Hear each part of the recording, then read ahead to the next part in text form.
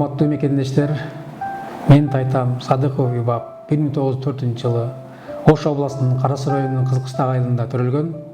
Улуу Ата мекендик согуш башталганда 1942-жылы март айында Кызыл армиянын катарына чакырылып, Батыш фронтунун 26-чы дивизиясынын 77-чи гвардиялык атыштар полкуна кызмат өтөгөн.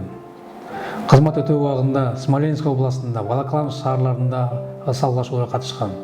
1942-жылдын ноябрь айында жарадар болгонуна байланыштуу өз мекенине жөнөтүлгөн. Биз өз тайтабыз менен сыймыктанабыз. Учурдан пайдаланып, өзүмдүн жана 8-чи мотоциклдар дивизиясынын штабынын өздүк курамынын атынан Улуу Ата мекендик согуштун катышуучуларын жеңиштин 75 жылдык мааракеси менен чын жүрөктөн куттуктаймын. Ошондой эле Улуу Ата мекендик согушунун катышуучуларына терең таазим кылабыз.